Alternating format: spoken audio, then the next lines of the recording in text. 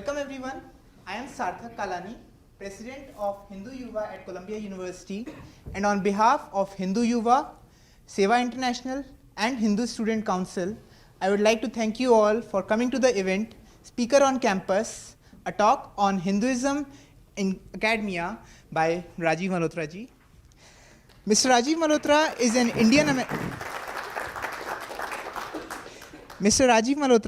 Indian-American researcher, writer, speaker, and public intellectual on current affairs as they relate to civilizations, cross-cultural encounters, religion, and science. Currently, he is the full-time founder-director of Infinity Foundation in Princeton, New Jersey. He has authored hundreds of articles and 5 books, with the latest one being The Battle for Sanskrit. Is Sanskrit political or sacred, oppressive or liberating, dead or alive? And you can find his books outside.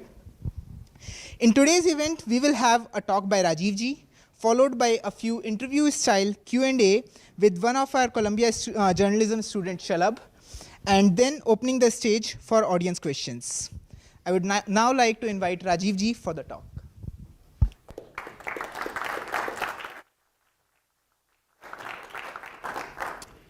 Well, thank you for inviting me. I want to acknowledge actually 2 important persons sitting here in my publishing career, Krishnan and Aditi. They are the co-editors of the first book in which I was involved. They were the ones who put it together. And had it not been for them, it probably not have happened. And then the rest of the books I did, who knows what might have happened. So I'm very glad that they are both here. After a long time, I'm seeing both of them present. So I just want to acknowledge that.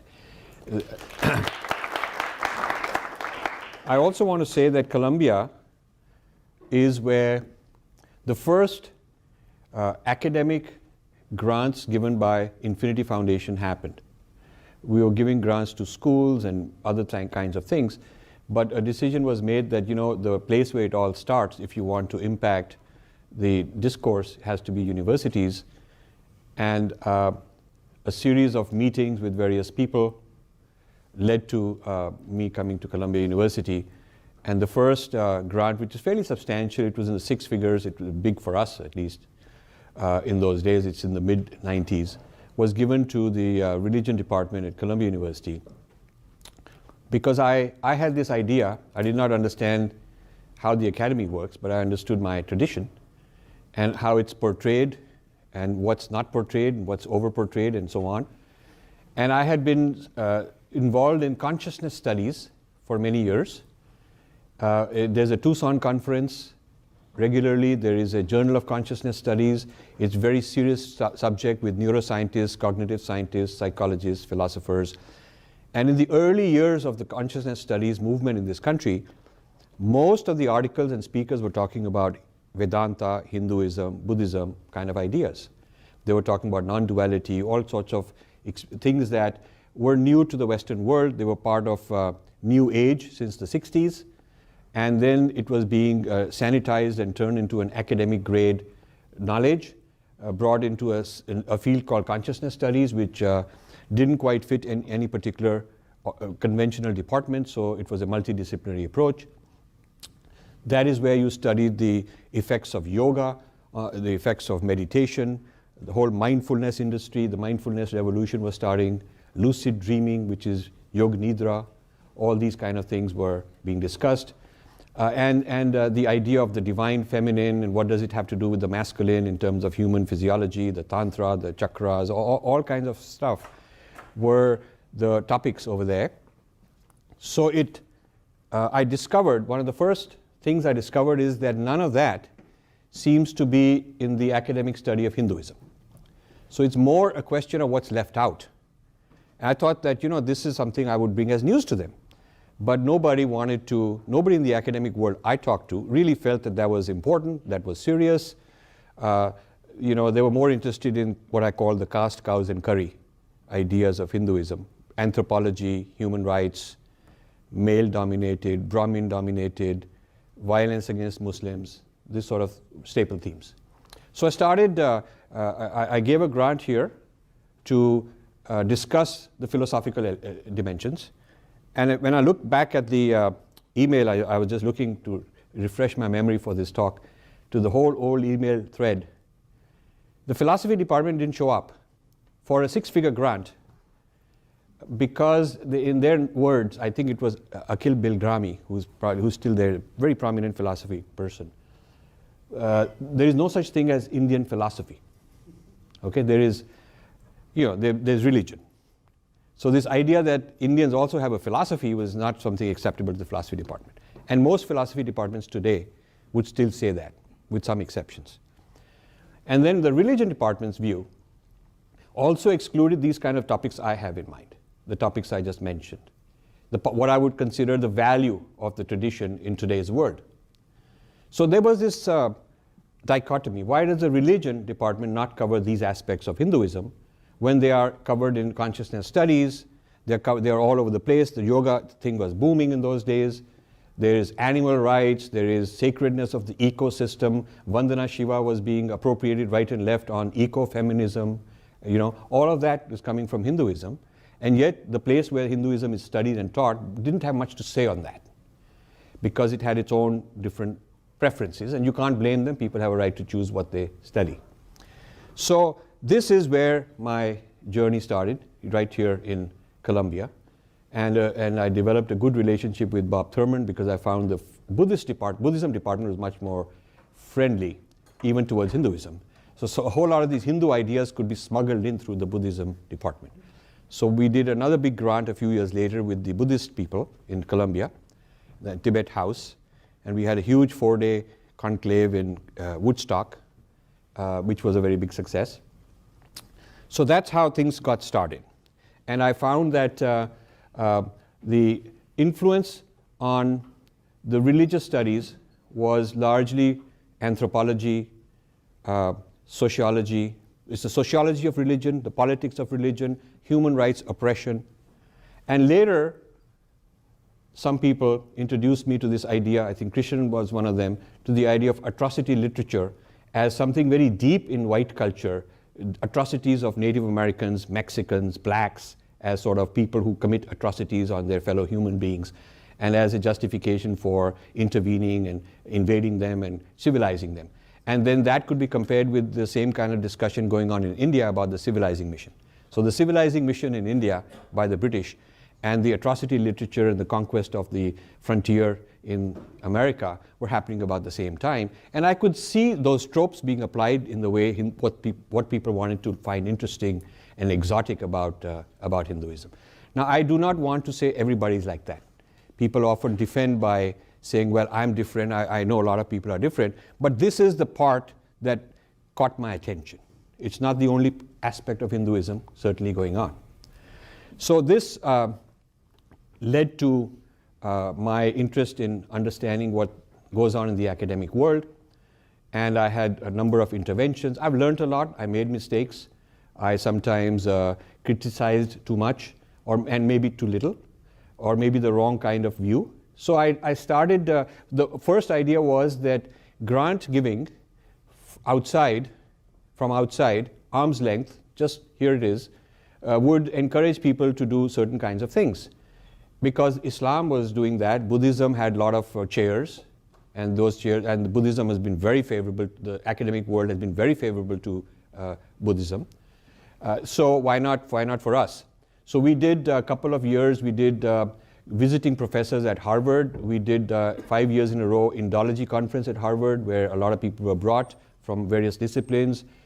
Besides Columbia and Princeton, we had University of California, Hawaii, all sorts of places. And it was about 10 years of this that I realized that, thinking out of the box is not going to happen in the box. And thinking that is paradigm changing is not going to come from there. And thinking that will upset, disrupt is not going to come from the old establishment. So it's almost like in the rhetoric of Bernie Sanders on one side and Donald Trump on the other side, that you got to be outside the establishment to critique the establishment. I saw that sort of thing happening in the way the academic study of Hinduism was taking place. So my understanding of Hinduism in America is this sort of a chronology. And I found that the Hindu community was not interested in what I had to say. This is very strange. Now, of course, it's the other way around. But I went to the political people, the consulates and all that, the embassies. They said, we don't worry, you know, we're a secular country, we don't worry about all this. And they were a bit embarrassed that I was raising issues. Then I went to the various Sangh-related organizations in the US, and they were saying, we are doing very well, we got 800 temples, and we got, so many Hindus, and this much money going back to India. I mean, they were looking at the wrong measures. They were not looking at what happens in the academy. So things changed when we started pointing out. We started sponsoring people to study textbooks, school textbooks, and that caught people's attention. We started that in the mid-90s. We started going to conferences and started writing reports about what was wrong in the textbooks. Rather than higher education, it was textbooks because people had school kids, they were very worried. That is what got the whole thing going in terms of diaspora interest. So diaspora got interested in the kind of work. And meanwhile, I had been writing blogs and there weren't blogs in those days, but a lot of emails and stuff like that, posting on internet. Had it not been for the internet, we would have been killed. Because there was every attempt to ignore, then badmouth us, then slander us, then call us all kinds of names. But once this spark had been ignited, it only helped me the more we got attacked. Because that aroused people's curiosity. And so being attacked being non-ignorable became a strategy to say things that people won't ignore. They may like it or they may not like it, but they should not ignore. And so ever since I've tried to come up with new insights into what is going on with Hinduism in America, trying to provoke, trying to find gaps in knowledge or where there's major tilt that should be corrected. And I'm not always right, but I think to open a conversation which others who are better qualified than me can come is a good thing to do, rather than waiting for the time when I may have a perfect answer, which I never will. So I'm more interested in being a conversation starter, define a problem area, define a battlefield, an intellectual battlefield, if you will, rather than somebody claiming to have solved the problems. And I'm very happy that I don't know how to solve many problems, but I can put the spotlight and say, here is an issue. And what the issue is, I can give you my views on it, enough to ignite a conversation. So that's how I have approached this whole issue of Hinduism in America. Now, I discovered somewhere along the way that when you profile white America, different kinds of people, different kinds of value systems. A friend of mine was in the business of marketing demographics, and they look at what are the psychographics, the lifestyle, values, interests of different categories. So in a conversation, this person tells me that the profile of a white female, a liberal white female, typically they looked at what are the top characteristics. And the top characteristics are that she's likely to practice yoga, she goes for meditation classes, she's into causes like animal rights, maybe a vegetarian, believes in the feminine divinity, the cosmos being feminine and things like that. So I started wondering, why is it that a tradition like Hinduism is considered right-wing when the left-wing liberals have these Hindu ideas? It's a very interesting thing. So that led me on to a whole research which I call the U-turn theory, which says that a whole lot of people Westerners have come and studied Hinduism.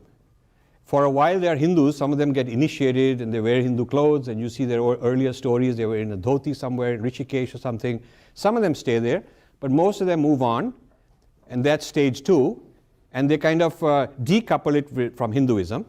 They call it New Age, they call it spiritual but not religious. That's a fashionable word today, okay? Which takes these ideas but removes the identity, brand, history, ethnicity, and try to appropriate it into sort of whiteness. And then some of them go to stage 3 where they re-Christianize it. So there's Christian yoga, and there is Christian Vedanta. A lot of books of that sort have been written. And these are not within the scope of religious studies. You don't have people critiquing these sort of topics too much. There may be some here and there. And then some go to stage 4, where they start accusing and blaming the source tradition for its abusiveness, its oppression, which is there. There's no doubt about it. I mean, every tradition has its problems. I'm not trying to be an apologist saying everything is perfect, but this is a trajectory I found, that there is appropriation, recharacterization, reformulation into a Western paradigm, which could be either Judaism or Christianity or science. Like consciousness studies is a U-turn into science. And Christian yoga is a U-turn into Christianity. There's a lot of Judaic kind of stuff also. There's non-dual Judaism, this kind of thing going on. So I found that this U-turn theory, and then the stage 4 is when there's a projection of negatives back on the source. It's almost like arson. You steal something and burn down the place. Academic arson, you might say, or civilizational arson. And the same things happened with Native Americans. A lot of their stuff was taken, and then they were accused of all sorts of things. And then there is sometimes stage 5 where this new knowledge of consciousness studies or Christian yoga gets exported to India, where it's very hot selling because now American. So I have a lot of things popular in India, and when I tell them that this import you got from the US, if you go further back, you will find that those guys got it from our tradition. There's several examples. So I'm also writing now a series of books on the U-turn theory to give many of these examples. So these are some of the points I wanted to discuss, so we can have a more of a back and forth conversation. The study of Hinduism, if you look historically, the Western study of Hinduism seems to be in the British era. There was the evangelical view. There's a huge archive in the Princeton Theological Seminary. Once the librarian showed me a lot of archive of Protestants and various people going to India and collecting all kinds of materials, writing back, sending back, from the early 1800s. So there was this Christian view, and then there was this capitalist view, Edmund Burke type of people, conservatives, capitalists, who were more interested in helping the East India Company make money, or somehow the British people make more money. So they were not interested in converting people. A lot of Indians mischaracterize that all Europeans are into the Christian evangelical angle. I think that's a blind sight. It's not so. A lot of them are, but a lot of them have pure, mercantile type of mentalities. The British East India Company was actually fighting evangelists from England, from Britain, keeping them out because that would upset the ability to go and make a lot of money, since they didn't want them to interfere. They didn't want evangelism to interfere with the commercial interests that they had. So you cannot say that Indology during the European era was entirely or even primarily for evangelical purposes, because it was not. So that was one lens, the evangelical lens, and then the other one was the mercantile lens, and the two of them often interacted. And the evangelical lens was looking for things that would comprise a religion according to Christianity. So if you're looking for what is the religion of those people, you're looking for church, what is their holy book, who are the priests, that sort of thing. What's the congregation? So you're looking for those things. But what if, so you have terms like house of worship. But what if somebody's puja is a tree or a river? I mean, there needn't be a house per se. And there needn't be a congregation. You do something at home. You see? So some of that baggage has been removed because more enterprising and better scholars have come in the West to challenge their own Orientalism from the past. But some of it continues. So this business of projecting a Judeo-Christian idea continues in different ways, not as blatantly, not as explicitly. We're not called heathens and infidels like we were in the 1800s, very clearly in a lot of literature. But there are subtle ways that what I call Western universalism creeps in. Western universalism is this idea that the experience of the West, its history, its philosophy, its perspective is sort of the universal. And you see it in invisible ways, in many forms. For instance, many universities have ethnomusicology. But why isn't Mozart part of ethnomusicology? Why is this normal music and then ethnic music? Who gets to be the normal? I mean, if the Chinese were ruling the world, would they say that the Mandarin-based music is the music, And then Mozart is ethnomusicology. From their point of view, maybe so. And what constitutes ethnicity? It's non-whiteness or difference from white. What is ethnic food? I mean, why isn't English meat and potatoes ethnic just as much as, you know, aloo paratha or something? So the idea of whiteness as a kind of an invisible universalism is there. And it's there not only in pop culture, it's there in philosophy, it's there in what constitutes scholarship, who has authority or adhikar. The academy runs on a system of adhikar, a system of certification, which is not as per the Indian tradition. Now that's another thing I had to educate the Hindu diaspora, that when a Swami comes, he's welcome for an evening talk. That's sort of extracurricular. But he's not in the curriculum, he wouldn't be qualified in the curriculum to be a professor, even though he may be credentialed at the highest level in his own tradition, but if he doesn't have the certification as per the Western criteria, he's not qualified. Now that's a very strange thing, because the Western idea of being credentialed is non-experiential. So it's text-based, because the Bible, they're all text-oriented, book-based religions.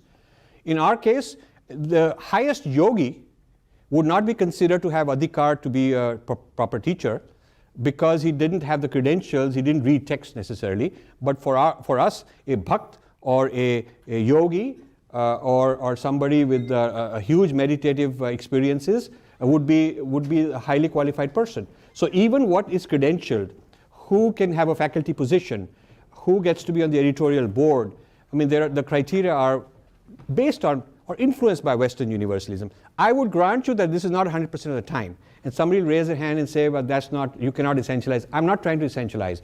I'm trying to make a point, and sometimes you make a point by isolating and focusing on something, not because it's the only thing that's going on, but because that's something interesting to bring your attention to. So I've had this combat with Western universalism for a very long time. And now this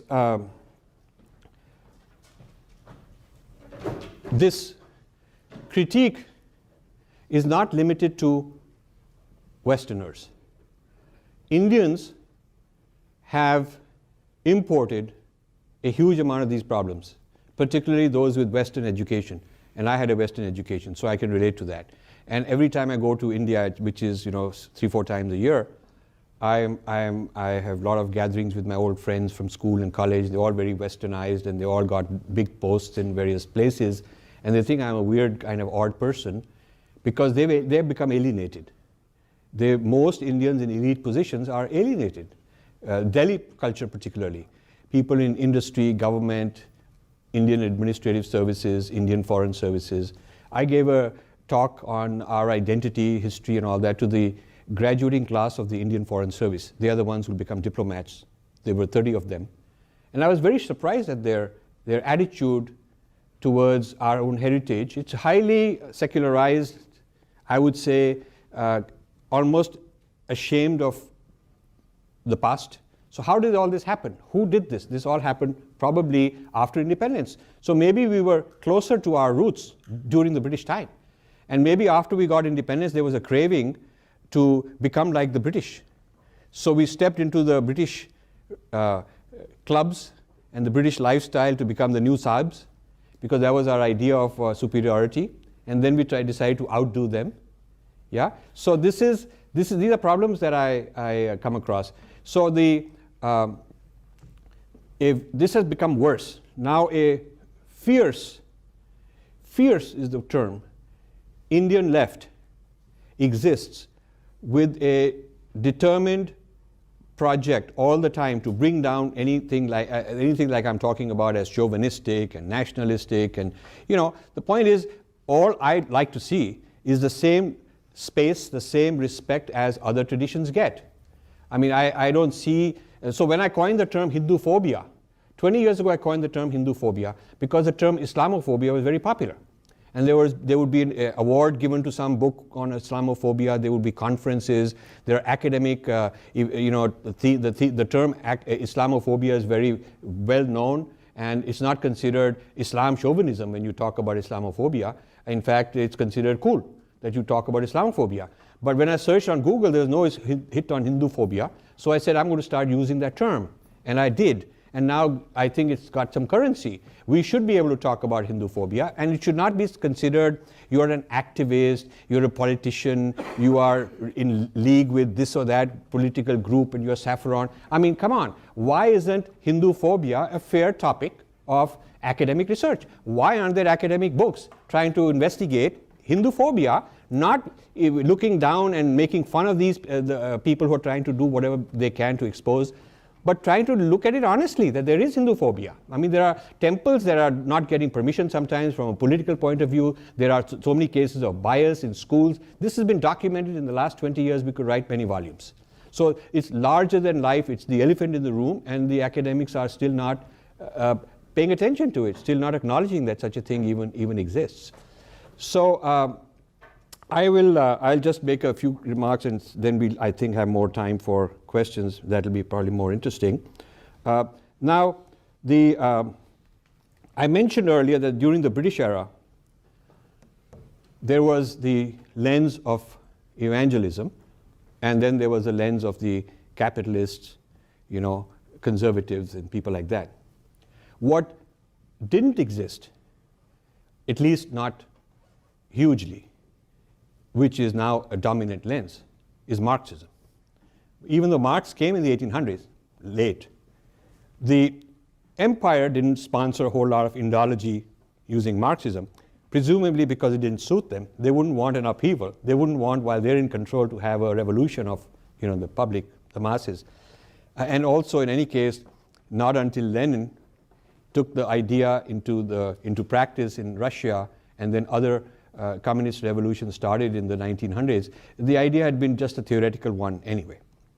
So for whatever reason, I'm not a historian on Marxism, for whatever reason, the Indology with all these variations and different kinds of Orientalists was not sort of a Marxist enterprise, but it has become that. It has become, this is another very big thing that's happened, that while the zealous pursuit of Indology and Hinduism by the seminaries continues, the Christian seminaries continues, the Western pursuit from a capitalist East India Company lens has not been there as much. Maybe now it's coming up because now there's a capitalist interest in India, so that lens of capitalism may come back. But the lens accompanying the evangelical lens has been the Marxist one. And so it's Marxism which has imported a whole lot of theories, a whole lot of Western ideas, and kind of applied them to study Indian society. So they're looking for what will fit. Like the evangelists were saying, okay, what is the house of worship? What's the equivalent of a priest? What's the sacred book? What's the canon? What's the congregation? They were looking for 5 or 6 standard building blocks that comprise a religion. They were looking for those things, and they characterized it that way. So now it's the Marxists looking for things that will fit. And that's I think where the battlefield is. The battlefield of people who want to give Hinduism its space in its own voice is not entirely with evangelists. Unfortunately, Hindus are blind to the fact, to this. They feel that it is all about evangelism. The bigger fight is with Marxist, leftist, and the way to tackle it is not to sort of say we are right-wing, because I don't think we are right-wing. I just gave you examples of the liberal white women who are practicing Hinduism but not calling it that. So you cannot say we are right-wing. Hinduism is, you cannot really characterize as left or right, and I just don't like the pigeonhole nature of it. And quite frankly, the people who are Marxists have a lot of sense too. They are saying a lot of wise things. There is a lot of egalitarianism in our culture. There is a lot of, there have been movements, Bhakti movement and many others, that champion the rights of poor people. There has been this ability from within, without importing anything, without some sanctions and human rights violations being imposed on you, and Ford Foundation funding these things. Without this kind of a foreign intervention, there has been the ability within the Indian culture to self-correct. So we have problems, but we also come up with solutions. We shouldn't deny that we have problems, but we can also be more creative in coming up with a solution. So I'll stop with that. This is a big field. We can go on for a long time. And I thank you for listening, and afterwards we'll have some Q&A, I hope. Thank you so much.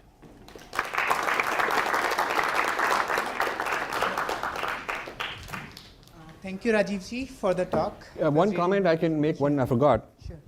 One thing I'm disappointed by is that the study of Hinduphobia in general, has not entered the academy as a legitimate academic pursuit. If it's discussed at all, it is talked in the sense of dismissing those right-wing guys and they're making trouble and they're bad guys, you know. I don't understand that, because a similar claim of the insiders from the side of African Americans is a highly respected academic topic. From the side of gays, it's an insider perspective. From the side of women, it's been an insider perspective. You can go on. There's a lot of other identities where the insider perspective is a highly respected pursuit of academic study. But I don't see with the same vigor the Hinduphobia topic as being a theme of conferences and PhDs and so on.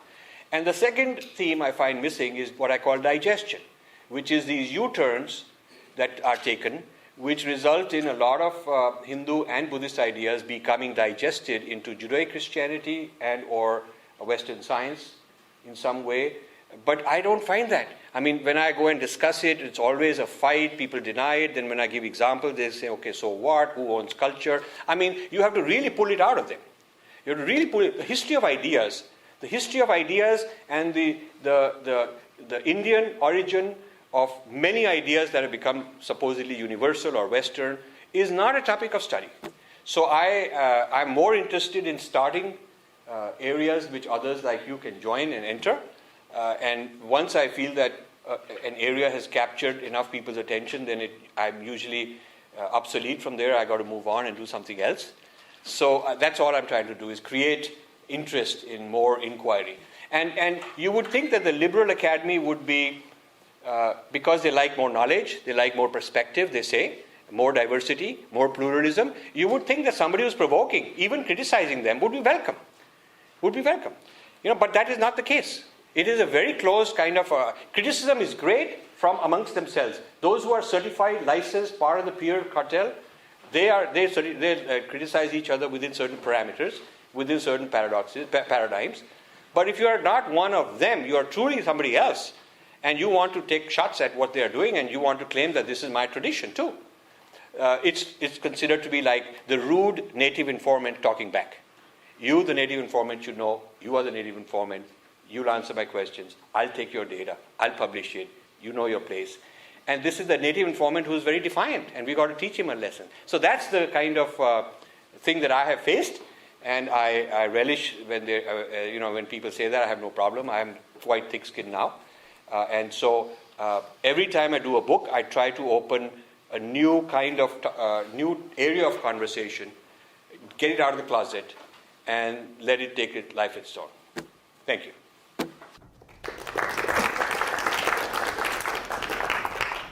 Next, I would like to invite Shalabh Upadhyay, who is a student in Columbia Journalism School, and to have a we can just stand? Based Q&A with Shalabh.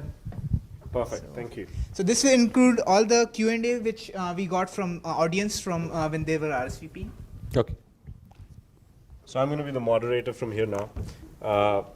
I had to have notes. Unlike Rajiv ji, I don't have the know-how to just. No, I was cheating. I was also looking at this. Okay, were you? Okay. Well, I've had to do much more of a work to have to be here and talk to you. So just a little bit about myself. I grew up in India. I came to Toronto for my undergrad. I spent the last 8 years there. Now Where in India? New Delhi. Oh, good. Oh, cool. Yeah, so exactly the kind of people you're talking about. All right. And I came to Toronto when I was right out of high school, did my undergrad there, worked at a company, and now I'm at Columbia Journalism School. Now, interestingly enough, you were talking about Hinduphobia. I was reading last year around February, I think there was in Madison, Alabama, there was an elderly Indian gentleman named Suresh Bhai Patel, I think. Yep. And he had an altercation with a cop, and he was thrown onto the ground. which led to partial paralysis. The cop ended up, there was a court case, and in January he was acquitted. Now, at that time, the Indian community talked about maybe this was an attack not just on a random civilian, but maybe it was something directed at, because he was brown, or whatever you want to call it. Around the same time, we had a lot of attacks in the temples in western Washington state. And those were characterized as vandalism rather than hate crime. Now, when you have such situations, why do you think that there hasn't been a decent enough argument made for Hinduphobia? Okay, that's a very good question. I think the problem lies with us. The problem lies, and I also, while I study the Westerners and what the issues are and try to classify them and into various categories, I haven't published my categorization of Hindus, because I guess when I do that, they'll stop reading my books any further. So I'm keeping that last, maybe, or posthumously or something. I mean, I have a lot of tough things to say about our leaders, about our mentality, about the slavish mentality. I think it's, and you can go back and say, did it happen during the British? Did it happen during the Mughals? When did we lose all this Kshatriyata leadership? But at least as of now, I can tell you, we would rather be non-confrontational, take the easy way out, cop out, not rattle too much, not rock the boat. People who came here are looking for material success, and they are so lucky to come here and make lot of money and get a big house and all the great stuff. They don't want to risk that. Then it's about children. They want to settle their children. Then it's about self-esteem and glory, so they'd rather give $20 million grant somewhere and get their name on a building, because now they're entering the upscale, they're going to get a seat at the white man's table and they'll be considered big shot, So there is that sort of a mentality of success. That's the role model of success. The political groups that should be representing Hinduism, based in India, that are well-known groups, have lacked adequate strategic thinking and scholarship. They are more into maybe a bombastic speech, maybe rabble-rousing, maybe vote gathering and things like that, but they haven't invested in a think tank. They haven't really invested in quality research. The kind of thing that I have been doing, I was expecting that lots of people will join in. I quit my job, profession, career, financially, everything, left to do this full time. And I thought that this is something a lot of people would want to do.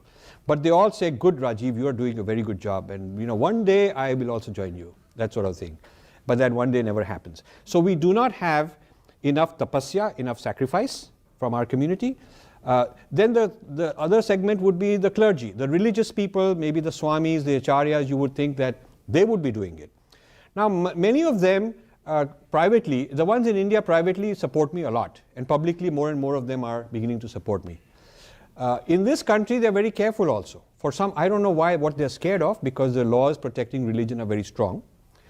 And the irony is that in this country, it's fine to be an Irish American, an Italian American, a black American, a Hispanic American, and we can be Indian American, but like the Jews have Jewish American identity is very clear. Islamic American identity is very clear. The Christian identity is very clear. There's no reason why we have to hide under the South Asian, more kind of non-threatening identity, okay? When you go to these South Asian groups, sometimes you go to these South Asian groups and 90% or sometimes even 100% are Hindus. I mean, we started a Hindu-Jewish coalition in New Jersey, where the Jewish people approached some Hindus and said, would you like to join? And we said, fine. Now, the interesting thing is, for them, the Jewish term was very clear. For us, we said, okay, Hindu term is fine. So my co-founder and I, we said, okay, yes, it should be Hindu-Jewish. But as we started taking it out to our community, more and more of them said, does it have to be Hindu? Why can't we call it South Asian? And it's sort of like almost like a fear, a kind of an inferiority complex. So I think there's some inferiority complex, there's some lack of academic or of good scholarship and study of the whole thing. We don't have enough of our people participating in these events and having these encounters. When they want to get involved, it's like arm's length. I'll write you a check of $5 million, put my name somewhere. I don't want to know too much. I find a lot of that, which is more to get prestige, maybe get their kid into Harvard or whatever, get into a board, and then it's good for business. So the reasons for engagement and getting into the active life are not quite pure or necessary, and they're not quite I'm really doing this for a cause kind of thing. And the people who are in charge of these Hindu organizations are often looking for personal positions up. They'll be moved into a regional office, or they'll become some national head somewhere. A few of them are really sticking their neck out. But I'm seeing, in the last 10 years, I'm seeing a huge change. I think people are more and more willing to stand up and say, we're going to fight Hinduphobia. People are, some of the Indian press begin to say that, the media, newspapers and TV in this country are beginning to say that. Certainly the civic society, the parents fighting school prejudices are beginning to say that. So I see a change coming, and with more money comes more confidence. And people say, well, if I'm good enough to be the top doctor here or the top this or that, then who are they to insult my tradition? So that is coming. Let me push back a little bit on that. So we talked about the Indian community, right? What about the rest of the community not looking at these issues as Hinduphobia? So you talked about how most people within the Hindu community are docile, dormant in a way. Why would anybody want to be against such kind of people, right? I mean, anti-Christianity is because Christianity had a huge expansion movement. Islam, to a certain degree, in the last 500 years, went through an expansion phase.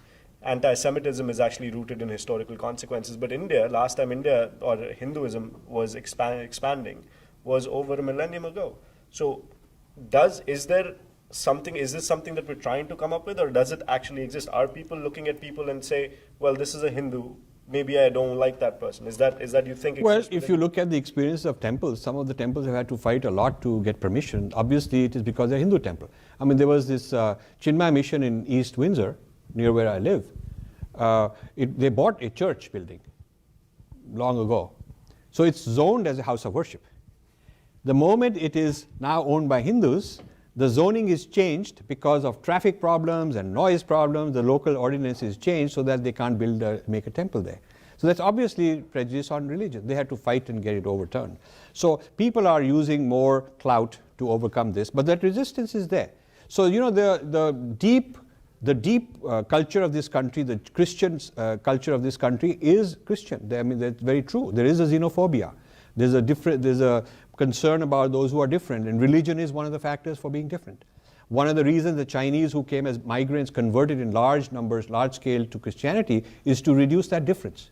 So Chinese became Christians in this country because they thought that now we'll be accepted. It didn't quite work out. So there's multiple markers of difference. There's race, there's language, there's religion. So it's not only Hinduphobia, but Hinduphobia is a significant component of it. You see how Hinduism is represented in the school text. That tells you a lot. And I think there's concerns about, these strange gods and goddesses, very concerned. And then these gurus are sort of, suspicious people because they claim all these special powers they have. And then in the 60s, there was an age of innocence. In the 60s and 70s, you saw gurus being like big shots in this country. They should have converted them to Hindu. But at that time, when there were tens of millions of white Americans going into Hinduism, the New Age movement was very big. It's the gurus who sort of didn't go all out and convert them. Buddhists did. So people would become a Buddhist. There's a formal process. You become a Buddhist. So there are a lot of white Buddhists who are officially Buddhists. They're not just saying, I practice this, it's all the same, but don't call me anything. Secretly, I'll tell you, They're not worried about that. But the Hindus, it's the gurus who did not have that confidence to say, okay, I'm going to make you into Hindu. Except people like ISKCON, Prabhupada was very clear that, okay, you're not anything, but you are this, you're a Vaishnav. So this strategic thinking wasn't there. We missed a huge window of opportunity. And then this New Age, partly these things got digested into spiritual but not religious, Christian yoga, consciousness studies. It got digested into Western paradigms because the people who had learned these things from Hinduism felt that they could have a bigger market to sell it to the Westerners that this is our own tradition. And this came from Jesus Christ. There's more market for that, if you can do that. So the U-turn and digestion is fed by opportunity, entrepreneurs who do that. So part of the problem was that from after the 60s and 70s, a huge amount of what I would call the positive assets got siphoned off, and they're no longer considered part of Hinduism per se. And you have to fight and say, okay, if you're going to teach a course on Hinduism, I want yoga, I want all these 5 or 10 things that the Americans are enjoying which come from Hinduism, I want them part of the course. You have to fight for it. It's not automatically done. And then meanwhile, this whole human rights thing in India, this whole Dalit activism, this whole fragmentation, which I write in my book, Breaking India, the Breaking India forces, very, very strong, becoming stronger, vote banks fragmenting the Indian politics, yeah. They also started getting support from the academic world, feeding them this kind of scholarship. So the rise of Hinduphobia and the rise of digestion go hand in hand, because one sucks out the positive nutrients and the other hits you with the negatives. So it's a double whammy. Well, also going back to India, you're one of the not so popular people in the Indian media, at least, or whatever I've read. I'm not sure why that is, but India has one of the largest youth populations in the world right now. I think over 300 million Indians are between the age of 10 to 24. I have a huge problem with what I would call mainstream media, Okay. but quite the opposite in social media. Well, yeah, India only has one media, mainstream media. No, India has a big social media. media. Social media. Yeah. Social media is big. Yeah. And when most of my audiences when I go are young people, and the reason they're young, these people in colleges and ashrams, and they're well-educated type young people. And the reason they are attracted is because they're not the ones sitting and reading newspapers.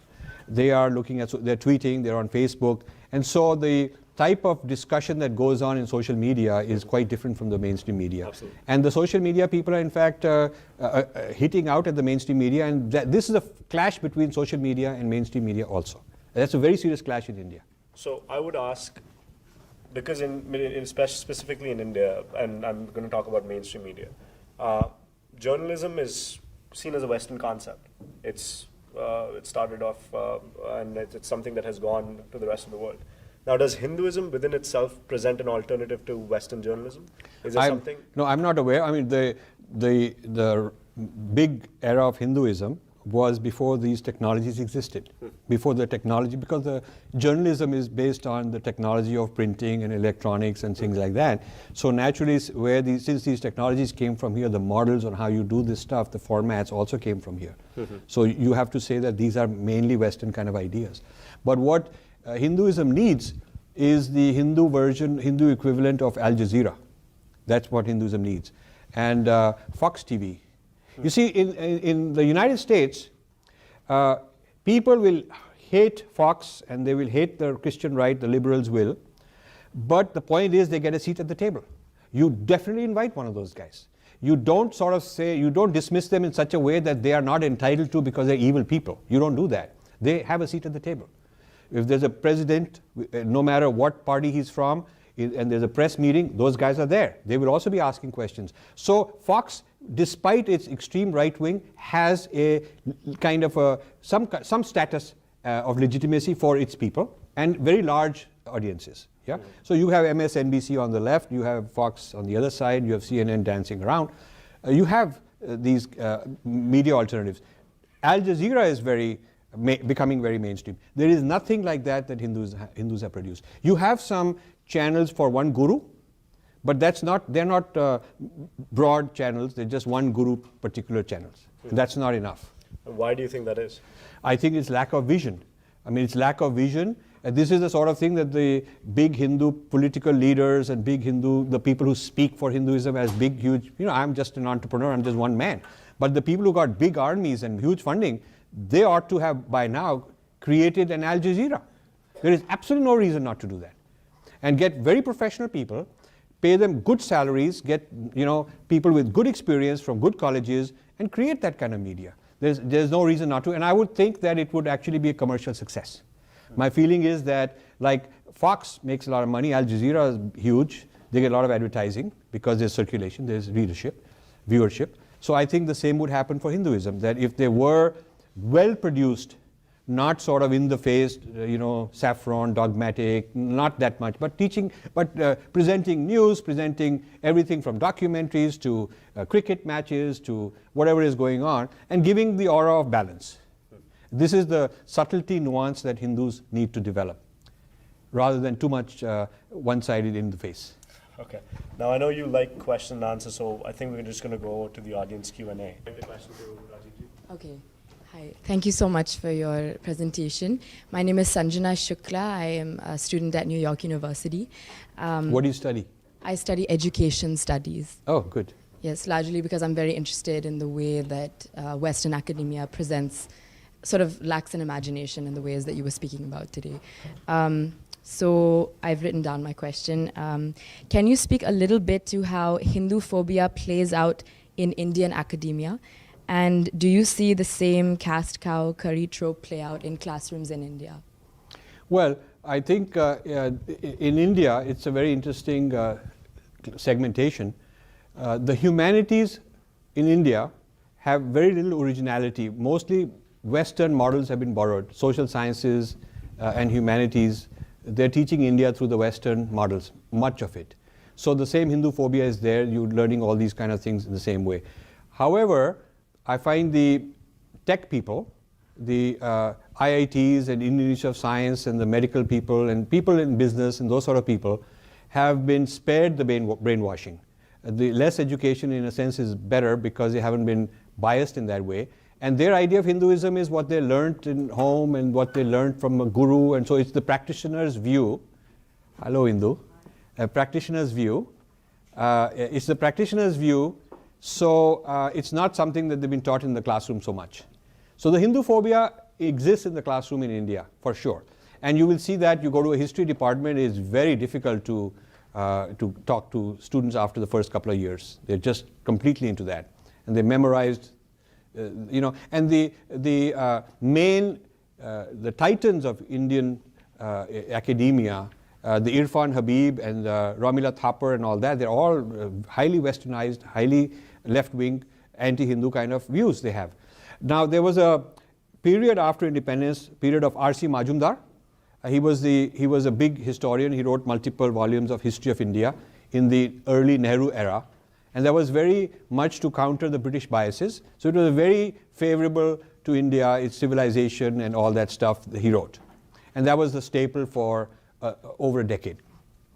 When Indira Gandhi came, there was a shift in the academics because when she needed coalition partners, she was not getting enough majority, and she needed coalition partners to make a government. She reached out to the left. She reached out to communist parties to join her, and the communist parties were very honest. They didn't want ministries to make money. Like today, the coalition partners want to have a railway minister or an airline minister because they can make bribes. If you get your man in one of the cabinets, then he can make a lot of money. So the left in those days didn't want that. They were pretty honest as far as money is concerned. What they bargained with Indira Gandhi in exchange for support is intellectual positions. They wanted vice chancellors to be theirs. They wanted, in the academic world, they wanted their left Marxist scholars to be appointed.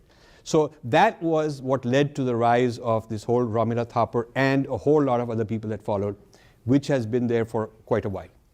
So that's kind of an oversimplified view of the Indian academy and its origins of Hinduphobia. And I would say that the Hinduphobia was not as much during the British time. Maybe the British were scared. So it was not as serious in the face. And also another reason for the rise of Hinduphobia is that the politics of making a government have favored fragmentation. If you can go to a jati, a particular community of any kind of identity, and tell them that you guys are exploited, the other people are exploiting you, I'm your champion, you have a chance of getting elected. So democracy has also created fragmentation and vote banks, and that feeds into this problem. Thank you. Just come here and... Okay. Yeah, my name's Tyler Williams. I'm a professor of Hindi and Urdu. I also teach a bit of Sanskrit, a bit of Persian. I also teach about Bhakti. I teach about Indian religion and history. This was very interesting. Here in Columbia? No, at another one of your favorite universities. Okay. Which one is that? If I tell you, will you attempt to tarnish my image like you have my colleagues? Well, if you think that what I did to the colleagues is tarnishing their image, Then, and they cannot then stand criticism, answer the following then of course. questions.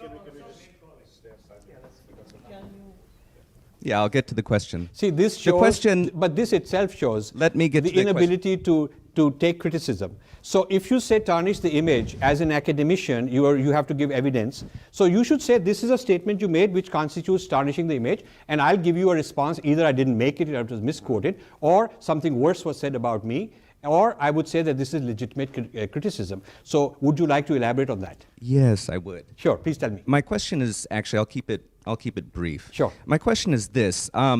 I appreciate the fact that these students have called you here today in the spirit of discussion, and I appreciate what you said earlier about the spirit of discussion.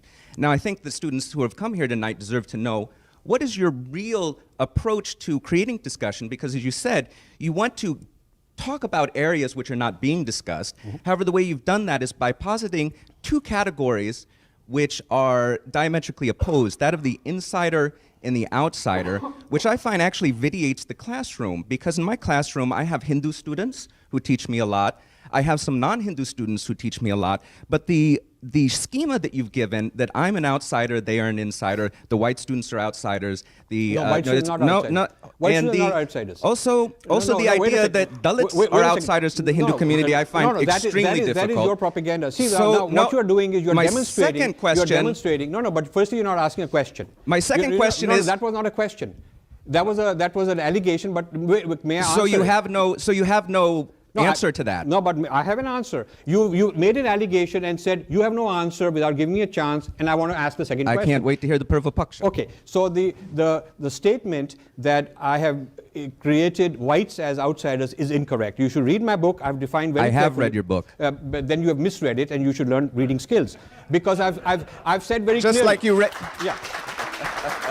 Yeah. Just like Yeah. Okay, just like okay, you let me- misread let Sheldon me- Pollock's no, 500-page tome. but let me tell you that I have very clearly said this is an outsider is defined by the lens he wears and not by the ethnicity. And I have also So a said there are a Marxist lot is of, not allowed to speak? Wait a second. So No, only wait a Hindu second, is wait a allowed second. to speak. You asked a question, and you know the protocol and the decency to listen to an answer, because you're trying to be an academician with some clout and credibility, and therefore you owe it that since you've made an allegation, you should give me a chance. May I please? Okay. So I want to clarify my position, because I'm entitled to defining what my position is rather than you defining it for me. So I have said very clearly that insiders and outsiders is based on the lens, and I've given a table of insider lens and outsider lens, and written very carefully many times it is not about ethnicity. And I have said that many white people are in fact insiders, and a lot of Indians are outsiders, and I've called them sepoys, I've called them all sorts of names, and they are the outsiders. So for you to insinuate that I've considered white people to be outsiders because they're white is actually incorrect. So I just want you to be for the record. Thank you for pointing that out. I actually didn't get to finish my Udharana. No, but it shows that you are more into the rumors of what people say, because you haven't really read, because this is written right in the introduction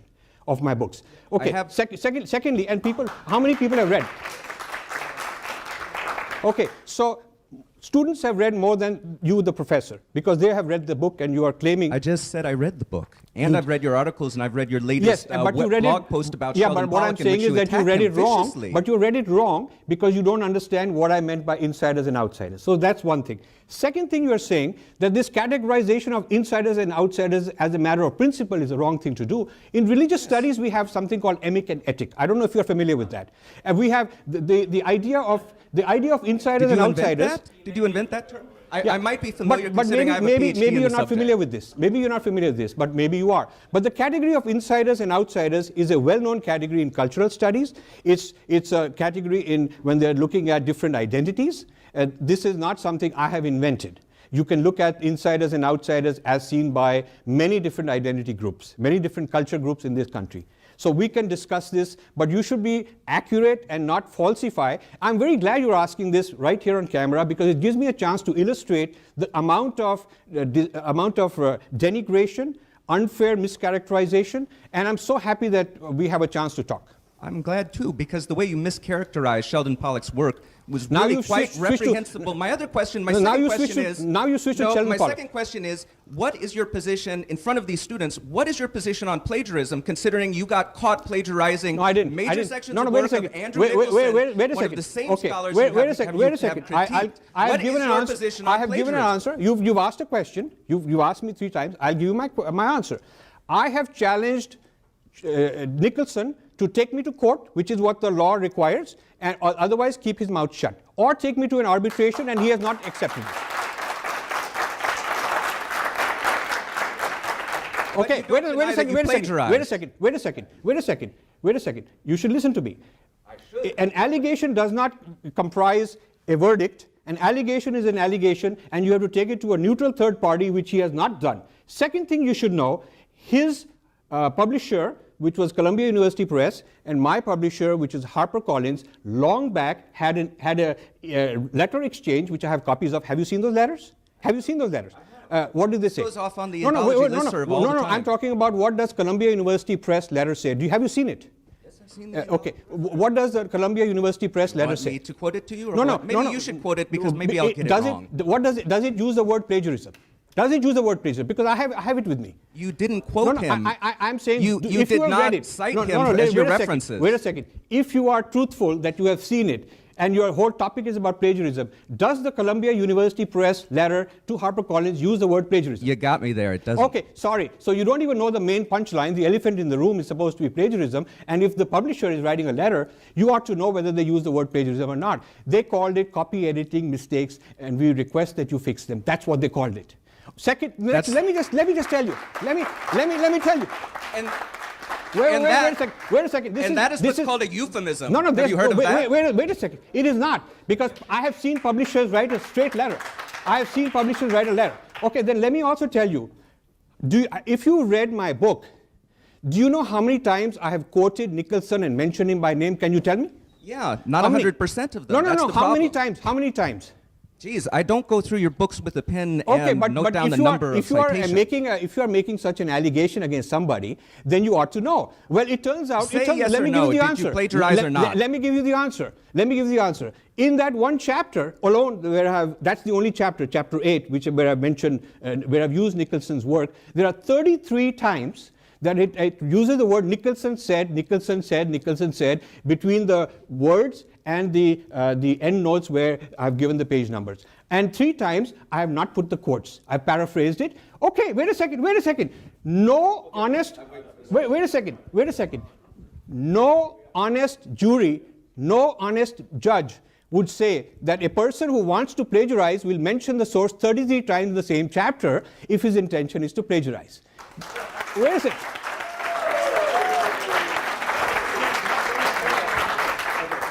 So wait a second. No. Can you explain to these people what your connection is to the BJP? Why you? Wait.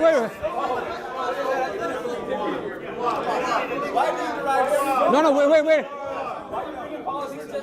Okay. See, so his latest question is, what is your relationship with BJP? So you can see, this is Hinduphobia. He's looking all over the place.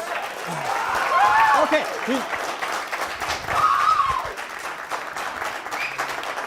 All right, so Wait a second. Let me have the last word. He is ashamed to tell where he teaches, because I will do to him what I've done to his colleagues.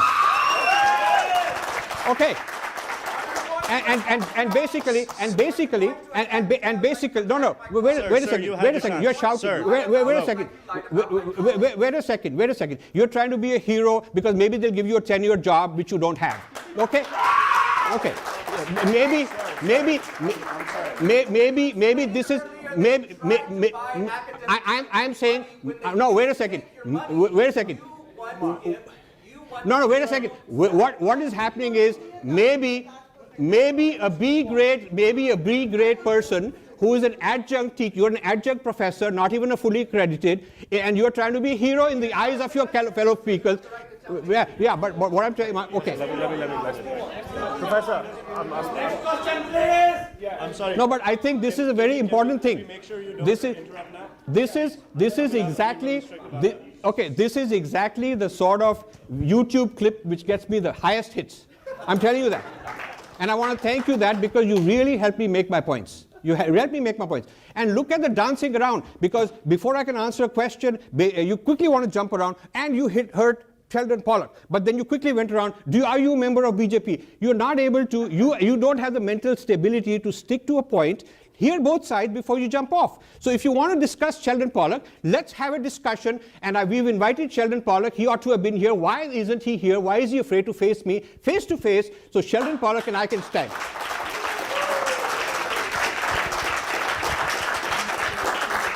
Okay? Yeah, go ahead. Can please. everyone keep their questions short? It's going to be one question. There's not going to be any explainers before that. Yes, please. Thank you. And I'm going to keep the mic. No. You're going to talk on the mic. Sure. Hi, hello. Yeah, it's just on this side. All right. It's going to be a truly moderator's mic now. Yeah. Hello, sir. My name is Aditya, and my Louder. hello.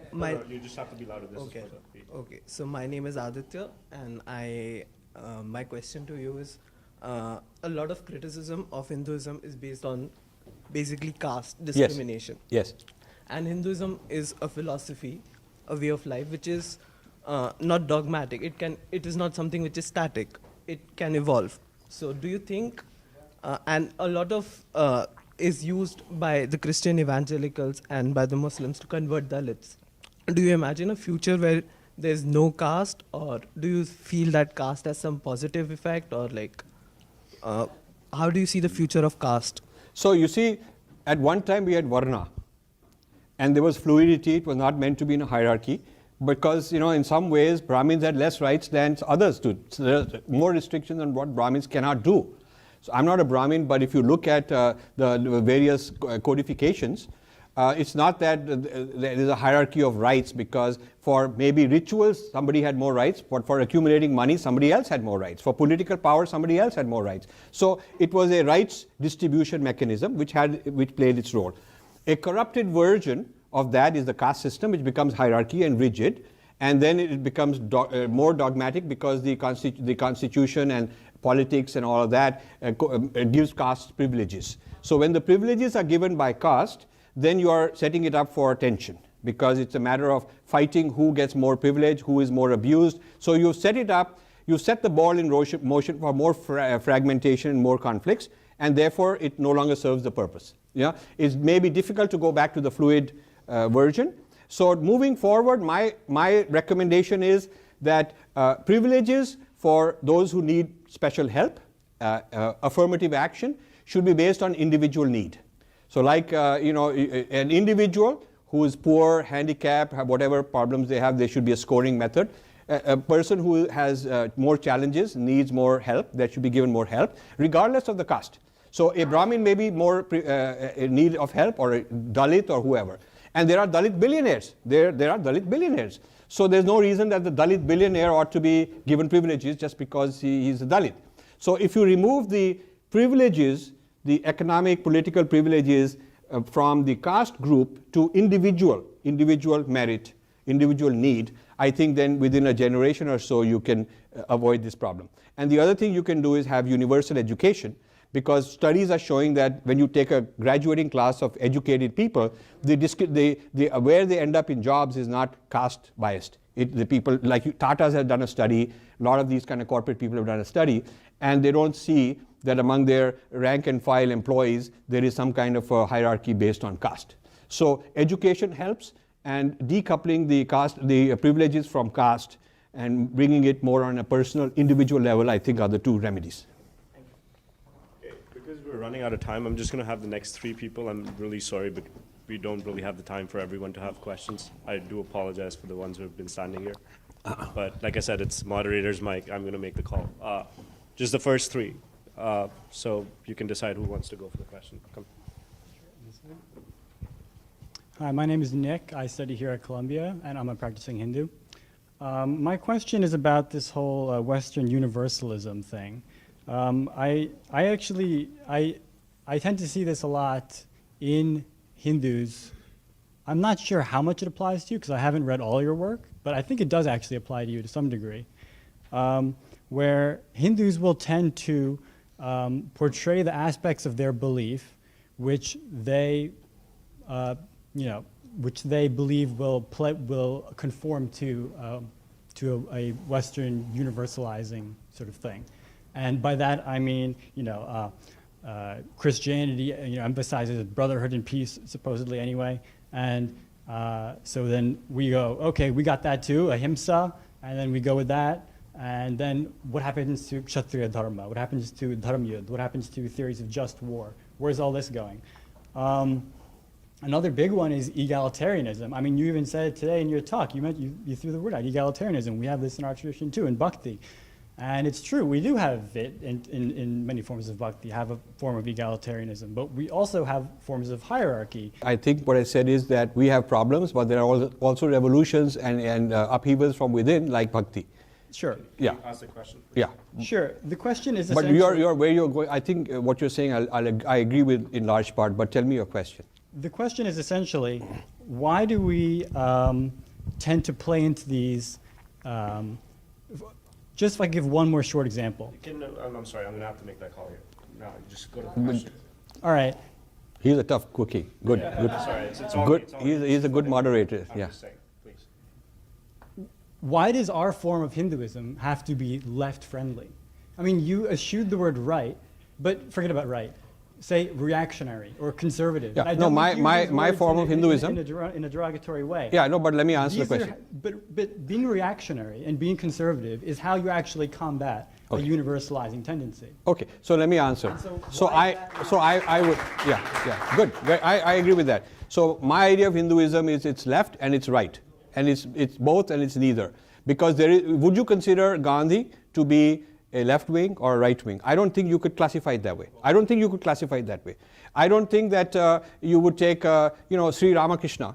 Was he a left wing or a right wing? I think these categories don't make sense. So I use the word left in describing those who call themselves left. Please listen carefully. I do not brand a person left if he doesn't want to be. I let them decide for themselves. There is a large number of people who prefer to be called leftists, and I call them leftists.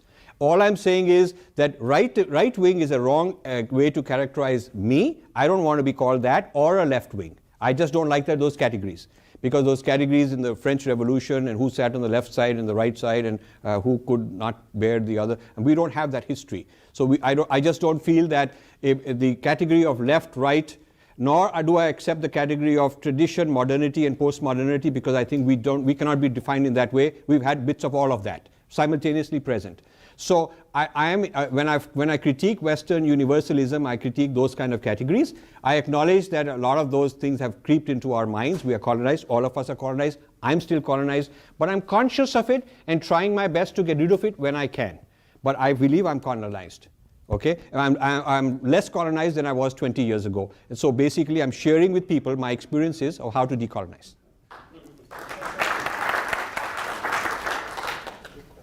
So I'm going to have to cut off at you, please. I'm sorry. Really sorry. So my name is Mayank, and I'm another black sheep like Shalab from Delhi. I'm sorry. The mic's Yeah, not sorry. even- So I would like to extrapolate a little bit on Nick's question. I'm happy that you said that Hinduism is a lot about liberal type of policies. When we say politics, it's social policies versus economic policies, and there's a mix of both in politics. So, and then definitely you called it more liberal, and I'm happy about it, and I'm glad that you didn't call it left. It would be a shame. But I'm glad you picked up the difference. The previous guy didn't. Yeah. And my question is that why, like you talked about Kshatriyata, why is it not the right time to align ourselves economically and say, okay, Hinduism is more, it celebrates entrepreneurship, it celebrates making your own money. Yes. So why shouldn't we just go out and say, okay, we are maybe BJP, I don't know much about it, but to consider ourselves as mainstream, isn't it the right time to say, okay, we are it? We are probably, backing one candidate other than the other, not the other, as it happened in Canada, like Sikhs. So who's your American candidate? I guess you're trying to pitch for somebody. No. No? Okay. I'm new to this country, and Okay. I don't really understand a Okay, lot of all right. politics in India and here. But then why don't we say that we are what we are? I think that's what we're trying to do. And it may not be that all of us are in one political camp. We don't have to be. Or one economic camp. Hindus have a right to be diverse, like Christians are all over the place.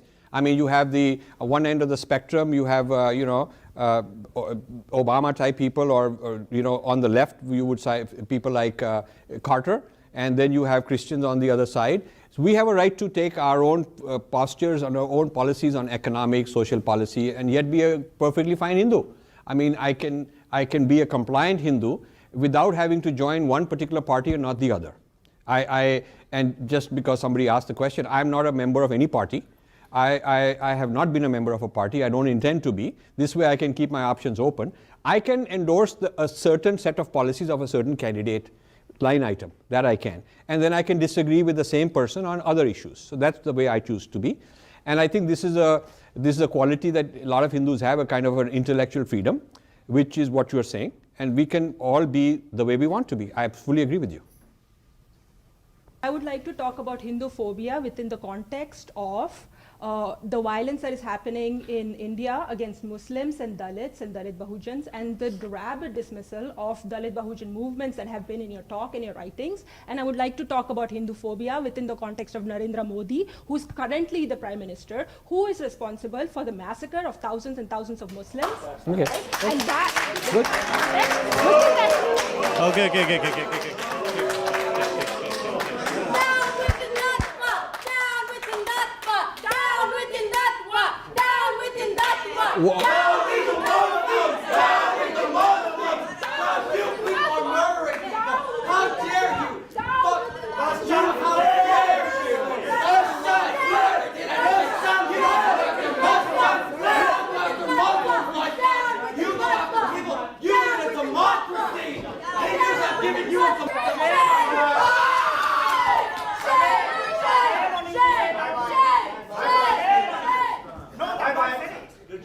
Wow. Wait, I didn't understand down with the what? What was she saying? Huh? Oh, down with the Hindutva. Okay, I wish she had said it once clearly. I couldn't understand what. I thought she said down with fatwa. Okay, guys, can we have some? This isn't JNU. No, but this is. I just want to make that clear. This is good entertainment. I know, but I mean, like you need to get some entertainment also. Huh? This is good entertainment. Actually, we should give him back. Let's get some more going.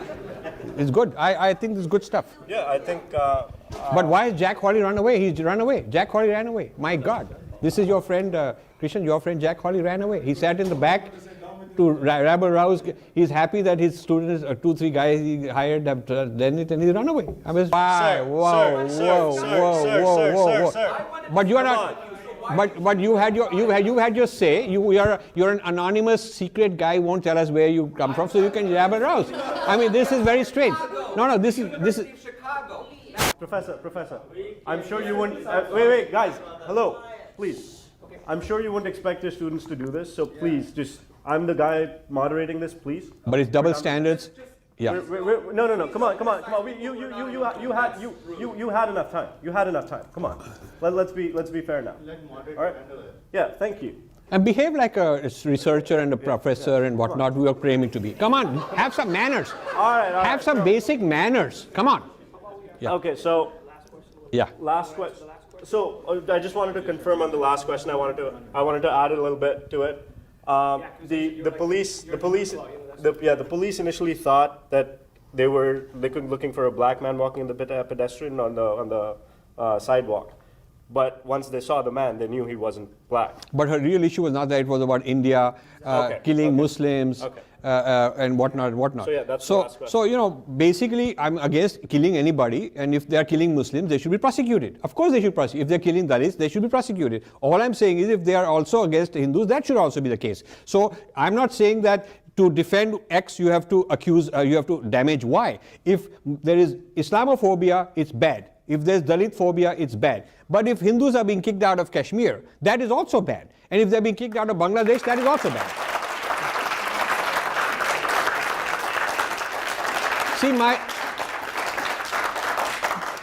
the strange thing is that the keepers of human rights and equality and all that cannot applaud a statement which calls for equality. They can only applaud a statement for inequality. Thank you. So you know, I'm for, just for the record, if somebody is being prejudiced against, that should be condemned.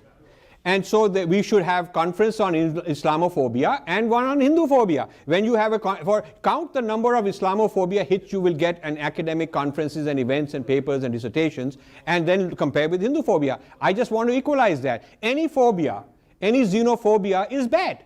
So we should do that. Sorry, I'm sorry. Can I have the last word here? Thank you. I just wanted to thank Rajiv ji for such a candid discussion Good. tonight. Thank you so much. Good, all of you. Thank you. Thank you. Hey, I'm Sanjeev Sharma. I'm from New Jersey, and I'm a part of a book club, Rajiv Malhotra Book Club here in New Jersey. I just came to attend this event, and I'm really amazed to see how the event went, the information Rajiv Malhotra provided to the audience, and apart from that, there was and Rajiv Malhotra showed the real Kshatriya, real intellectual Kshatriya. There was in a Q&A session, there was a so-called professor from an elite university. He started putting an allegation instead of asking question, and I know, but Rajiv Malhotra he gave a real answer. He showed how to handle the Kshatriya as an Kshatriya, as an intellectual Kshatriya, and I think I'm so glad that I attended this event. I'm a part of this event. I've seen the live action of Rajiv ji against these leftists and West people. Thank you. So my name is Allegra, and I'm a member of Hindu Students Council, and I was here just helping out with the event. One thing I really appreciated about today's talk was how the speaker compared Islamophobia and Hinduphobia. I think often people can be dismissive of Hinduphobia, because they might not think it doesn't have as being an impact. People aren't dying because of it, or because they just have a negative view in general of Hinduism and of Indian culture. But people have historically died because of this, and even today, just a few months ago, there is a well-known case where someone's grandfather was visiting from India, and he was actually killed in the streets because he was dark-skinned. So I think it's really powerful to draw comparisons between different ways that people of color are stereotyped and oppressed in the modern world. Not just in the West, but worldwide, and to sort of see some of the connections between the two of those, between the ways that this happens. And I think I also really appreciate the speaker raising this, because I think the only way we can really overcome this is through building movements and building alliances across these different communities. I also really just appreciated how the speaker addressed the hecklers who came. I felt he addressed them mostly in a pretty balanced way, and so many of the things that they said are things that, to me, it really sort of demonstrated where kind of the basis of the Marxist critique that he addresses in many different ways, and it also just addressed that he's addressed all the different things that they raised in so many different articles, and it shows that it's not they're not coming from a place of having an intellectual debate or a scholarly debate. If they haven't even looked at any of the responses we've given over time, just asking the same questions. So although that element of the talk was stressful and a little bit crazy, for me it was really educational to see that. My name is Abhijit Deshpande. I am based out of Edison, New Jersey. I just came out of this session with Rajiv Malhotra. I think the point that he is making is absolutely bang on. The Hinduphobia is the primary issue that I think we all witnessed in a way. And I think I first would like to congratulate Rajiv Malhotra for being a non-apologetic Hindu thinker. Most of the folks who are apparently on the right side of the political equation, for lack of better words, they end up being apologetic when it comes to Hindu issues. So I think he was very open enough, and he, from his own experiences, he has formed this view, which I think is very important. And definitely what we saw into the session, the outburst that the people had, is really helping him making his point. that when people don't have the arguments to make, they end up becoming just shout these slogans and just try to shout it down. So I think he made his point, and the word that he's, or the thinking that he's propagating on Hinduphobia is something that we all need to realize, and we all need to be open enough and understand what's going on in the media. Hi, my name is Ganesh Ramakrishnan. Today's event was wonderful, pretty good, where we all Hindus need to know about what are all the topics and what are all the issues and challenges that confront us on a day-to-day basis.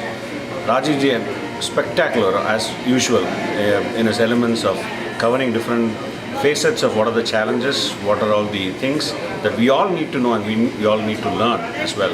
Specifically about this incident today, you saw the ruckus that was created by these guys who didn't want to engage on a fair debate.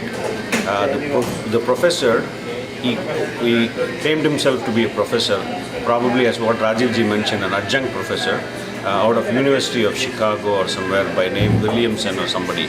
I still, I am hard to grapple to, why people would conceal their identity. When they're asking questions, they should engage in a fair debate. And Rajiv ji went on talking to them in terms of engage them in a very fair debate.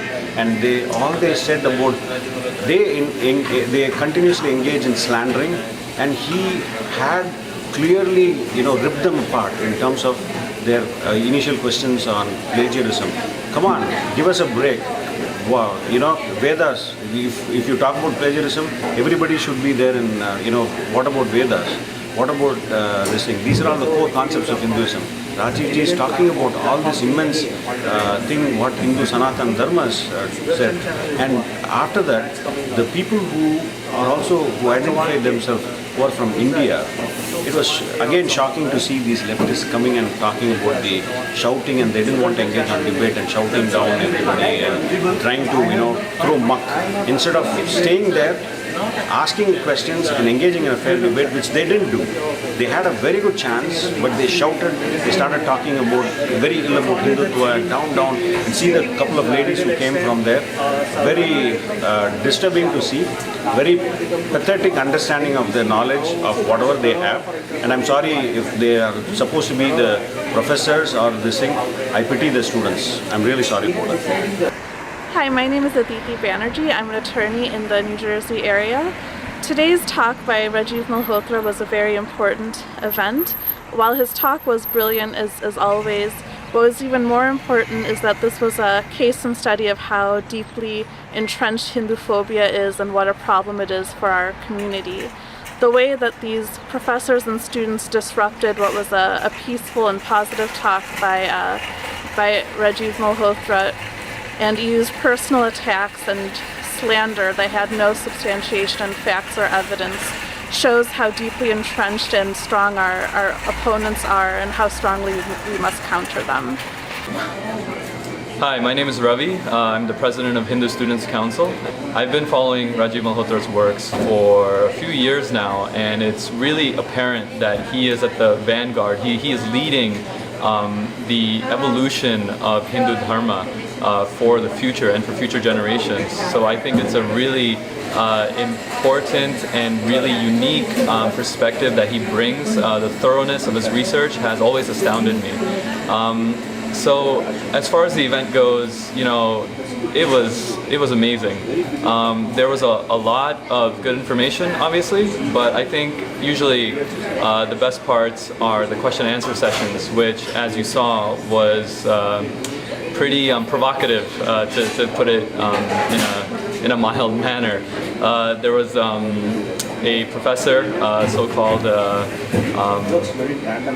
from a so-called elite university, that presented various allegations and really exemplified and demonstrated the bias against the bias in Western Indology towards Hinduism. You can see that there is not a level playing field, and Rajiv ji has done a tremendous job in leveling the playing field, and this event is going to go a long way towards leveling that playing field.